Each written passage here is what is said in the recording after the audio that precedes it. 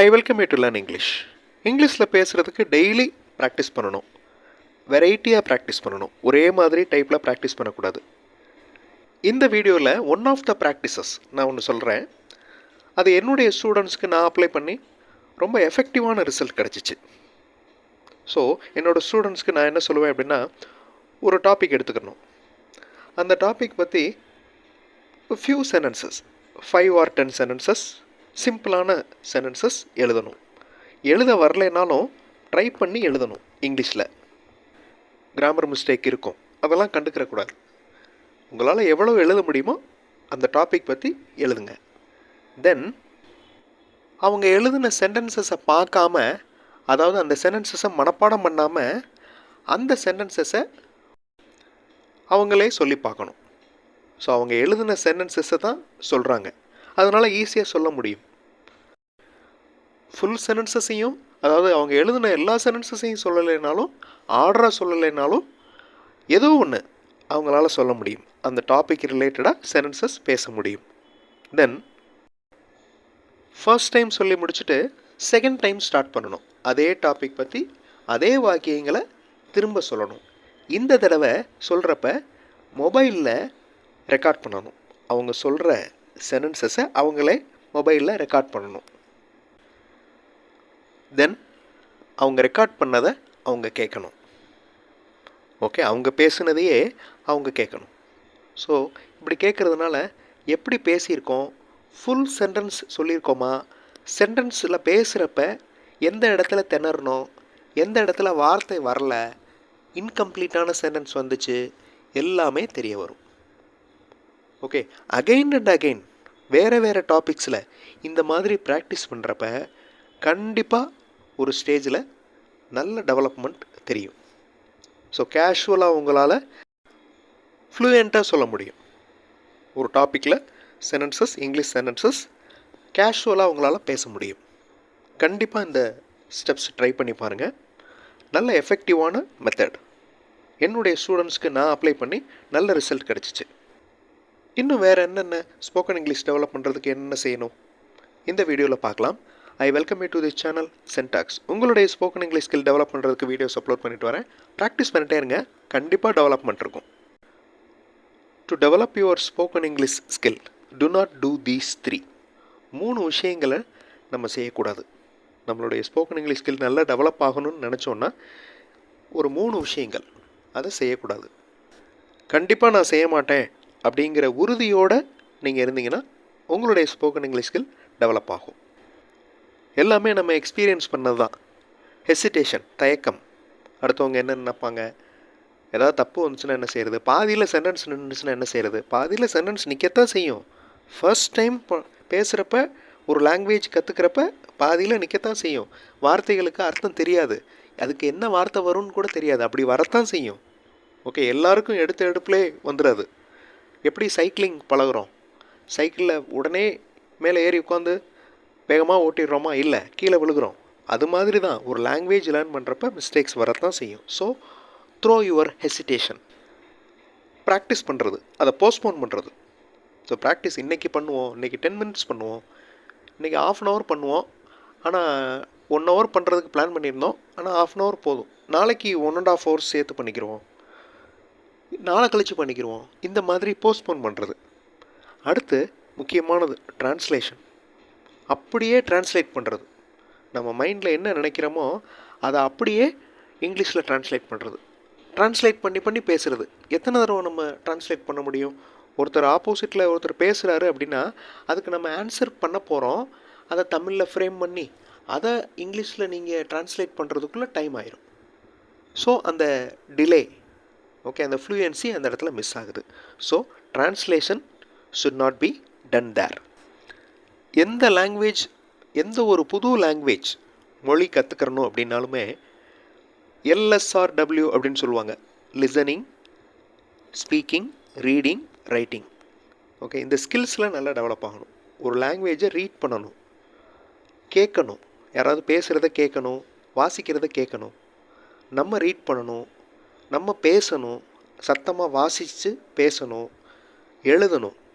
இதில் எல்லாம் ப்ராக்டிஸ் பண்ணால் தான் ஒரு லாங்குவேஜ் ஃபுல்லாக டெவலப் ஆகும். இங்கிலீஷ் ரீடிங் உடனே நம்ம பெரிய புக் எடுத்துக்கிட்டு பெரிய நாவல் எடுத்துக்கிட்டு இல்லைன்னா ஒரு கஷ்டமான வார்த்தைகள் இருக்கிற நியூஸ் பேப்பர் எடுத்துக்கிட்டு இங்கிலீஷ் ரீடிங் ப்ராக்டிஸ் பண்ணுறேன் அப்படின்னு இருக்க தேவையில்லை.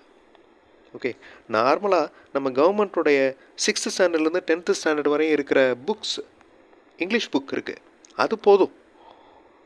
ஓகே, சமச்சீர் கல்வி புக் இருக்குது, அதுவே போதும். அதை நீங்கள் ரீட் பண்ணாலே போதும், உங்களுக்கு இங்கிலீஷ் ரீடிங்கில் நல்ல எக்ஸசைஸ். அதுக்கப்புறம் நீங்கள் சின்ன சின்ன short stories, English short stories படிக்கலாம். அதுக்கப்புறம் நீங்கள் இங்கிலீஷ் நியூஸ் பேப்பர் வரலாம். இங்கே கொடுத்துருக்கிற எக்ஸசைசஸ் எல்லாமே இந்த சேனலில் இருக்குது. அதாவது ஒரு படத்தை பார்த்து சென்டென்சஸ் ஃப்ரேம் பண்ணுறது, வாசிக்கிறத கேட்டு அதை புரிஞ்சு ஆன்சர் பண்ணுறது, தென் ரீட் பண்ணி ஆன்சர் பண்ணுறது, மிஸ்டேக்ஸ் இருந்தால் அதை கண்டுபிடிக்கிறது, வாக்கியங்களை ஷஃபில் பண்ணி வச்சுருப்பேன், வேர்ட்ஸை ஷஃபில் பண்ணி வச்சுருப்பேன், அதை சரியான ஆர்டரில் சரியான சென்டென்ஸை ஃப்ரேம் பண்ணுறது. ஓகே, வாக்கியங்களில் வார்த்தைகளை சரியான இடத்துல நிரப்புறது, டென்சஸ், இங்கிலீஷ் டென்சஸ் பற்றின வீடியோஸ் இந்த சேனலில் நிறையா இருக்குது. இந்த சேனலில் மட்டும் இல்லை, இன்னும் நிறைய இங்கிலீஷ் சேனல்ஸில் நல்லா part by part, step by ஸ்டெப்பாக டீச் பண்ணுறாங்க. ஸோ எல்லா சேனல்ஸையும் பாருங்கள். ஒவ்வொரு சேனலில் சொல்கிற மெத்தட்ஸை கரெக்டாக ஃபாலோ பண்ணுங்கள், கண்டிப்பாக ரிசல்ட் கிடைக்கும். Purpose to learn English. எதுக்காக இங்கிலீஷ் நம்ம கற்றுக்குறோம்? அதில் நம்ம உறுதியாக இருந்தோம்னா தயக்கத்தை தூக்கி போட்டுடலாம். அதே மாதிரி ஷைனஸ், வெக்கம். அதாவது நிறைய பேர் இருக்கிற இடத்துல நம்ம எப்படி இங்கிலீஷில் பேச போகிறோம் அப்படிங்கிற அந்த ஷைனஸ், அதை தூக்கி எறியணும். கிராமர் மிஸ்டேக், அதை கண்டுக்கிறக்கூடாது. இனிஷியலாக இந்த மிஸ்டேக்ஸ் எல்லாம் வரத்தான் செய்யும். உடனே ஒரு கன்க்ளூஷன் வந்துடக்கூடாது, எனக்கு இங்கிலீஷ் வராது, நான் தமிழ் மீடியமில் படித்தேன், எனக்கு சுத்தமாக இங்கிலீஷ் சென்டென்சஸ் பேச வராது, எல்லாருக்கும் நேரம் ரொம்ப அசிங்கமாயிரும். இப்படி ஒரு கன்க்ளூஷன் வந்துட்டோம்னா அந்த லேர்னிங் இருக்காது. ஸோ ஹெசிடேஷனை தூக்கி எறியணும். அடுத்து போஸ்ட்போன்மெண்ட், தள்ளி போடுறது. இங்கிலீஷ் பேசுகிறதுக்கு ப்ராக்டிஸ் பண்ணணும் அப்படின்னு ஒரு டைம் அலாட் பண்ணிட்டீங்கன்னா கரெக்டாக அந்த டைமை, அலாட் பண்ண டைமை ஒர்க் பண்ணணும். That is very important. அதுக்கு ஒரு கோல் செட் பண்ணிக்கோங்க.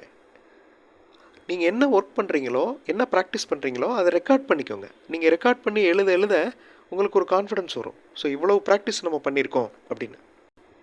ஸோ ஃபர்ஸ்ட் ஹெசிடேஷன், தயக்கத்தை தூக்கி எறியணும். அடுத்து போஸ்ட்போன்மெண்ட் பண்ணக்கூடாது. Next translation. Maximum English learners, அதாவது பிகினிங் ஸ்டேஜில் பண்ணுற மிஸ்டேக் ட்ரான்ஸ்லேஷன். அவங்களுடைய தாய்மொழியில் அந்த சென்டென்ஸை ஃப்ரேம் பண்ணிவிட்டு அதை இங்கிலீஷில் ட்ரான்ஸ்லேட் பண்ணுவாங்க. அப்படி இருந்துச்சுன்னா ட்ரான்ஸ்லேட் பண்ணுற டைம் தேவைப்படும். அப்போ அந்த ஃப்ளூயன்சி மிஸ் ஆகும். ஓகே, இதை எப்படி நம்ம ப்ராக்டிஸ் பண்ணுறது? ட்ரான்ஸ்லேட் பண்ணாமல் எப்படி ப்ராக்டிஸ் பண்ணுறது? You have to think in English அப்படின்னு சொல்லுவாங்க. அதாவது நீங்கள் நினைக்கிறதே இங்கிலீஷில் நினைக்கணும் அப்படின்னு சொல்லுவாங்க. அது எப்படி பாசிபிள்? அதுக்கு தான் நிறையா எழுதணும், நிறையா ப்ராக்டிஸ் பண்ணணும், நிறையா ரீட் பண்ணணும். அப்படி இருந்துச்சுன்னா நீங்கள் இங்கிலீஷ்லேயே திங்க் பண்ண ஆரம்பிச்சிருவீங்க. அது உங்களுக்கே அந்த டிஃப்ரென்ஸ் தெரியும். ஒருத்தர் இங்கிலீஷில் கொஸ்டின் கேட்குறாரு, அதுக்கு நம்ம தமிழில் யோசித்து அதை ட்ரான்ஸ்லேட் பண்ணி ஆன்சர் பண்ணுறோம். அந்த தமிழில் யோசிச்சுன்னு வருதில்ல, அது வராது. நீங்கள் இந்த LSRW ஸ்கில்ஸை டெவலப் பண்ணிங்கன்னா நிறைய ரீடிங், நிறைய லிசனிங், இங்கிலீஷ் லிசனிங், நிறைய டாபிக்ஸ் இருக்குது, இன்டர்நெட்டில் நிறைய இருக்குது. நீங்கள் அதெல்லாம் யூஸ் பண்ணிக்கலாம். கண்டிப்பாக உங்களால் இங்கிலீஷில் திங்க் பண்ண முடியும் இதெல்லாம் ப்ராக்டிஸ் பண்ணிங்கன்னா. அதுக்கப்புறம் இம்பேக்ட் ஆஃப் தமிழ் லாங்குவேஜ். அதாவது தமிழ் லாங்குவேஜ், தமிழுடைய சென்டென்ஸ் ஸ்ட்ரக்சருடைய தாக்கம். இப்போ ஹீ இஸ் ஆஸ்கிங் கொஸ்டின்ஸ், அவர் கேள்விகள் கேட்டுக்கொண்டிருக்கிறார். ஓகே, இந்த அவருக்கு இங்கிலீஷில் என்ன? ஹீ. கேள்விகள் இங்கிலீஷில் என்ன? கொஸ்டின்ஸ். கேட்டுக்கொண்டிருக்கிறார் அப்படிங்கிறதுக்கு என்னது? ஆஸ்கிங். இந்த சென்டென்ஸ் ஸ்ட்ரக்சரை பாருங்கள், ஹீ கொஸ்டின்ஸ் ஆஸ்கிங் இஸ். ஆனால் ஆக்சுவல் கரெக்டான ஸ்ட்ரக்சர் என்னது? He is asking questions. So Tamil வாக்கியமும் இங்கிலீஷ் சென்டென்ஸும் ஸ்ட்ரக்சர் வைஸ் டிஃப்ரெண்ட்டாக இருக்குது. இதை நம்ம புரிஞ்சுக்கிட்டோம்னா தான் சென்டென்ஸ் ஸ்ட்ரக்சர், அதாவது சென்டென்ஸ் ஃப்ரேமிங் ஸ்கில் நல்லா டெவலப் ஆகும். ஸோ இதை நல்லா அண்டர்ஸ்டாண்ட் பண்ணிக்கணும். That is very very important. இதுக்கு நீங்கள் நிறையா மாடல் சென்டென்சஸ் ரீட் பண்ணலாம். நிறைய இங்கிலீஷ் மாடல் சென்டென்சஸ் ரீட் பண்ண உங்களுக்கு இங்கிலீஷ் சென்டென்ஸ் ஸ்ட்ரக்சர் ஆட்டோமேட்டிக்காக மனப்பாடமாயிரும். இன்னொரு சேனல் சென்டாக்ஸ் ப்ளஸில் இங்கிலீஷ் மாடல் சென்டென்சஸ் மட்டுமே இருக்கிற வீடியோஸ் கொடுத்துருக்கேன். அந்த சேனல் வீடியோஸும் பாருங்கள், கண்டிப்பாக உங்களுக்கு யூஸ்ஃபுல்லாக இருக்கும்.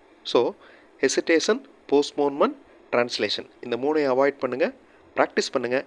கண்டிப்பாக உங்களால் முடியும். இங்கிலீஷ் ஒரு சாதாரணமான மொழி, அவ்வளோதான். ஈஸியாக உங்களால் கற்றுக்கிற முடியும். அடுத்த வீடியோவில் ஒரு இன்ட்ரெஸ்டிங்கான எக்ஸசைஸோடு பார்க்கலாம். தேங்க்ஸ் ஃபார் வாட்சிங் and thanks for your valuable comments.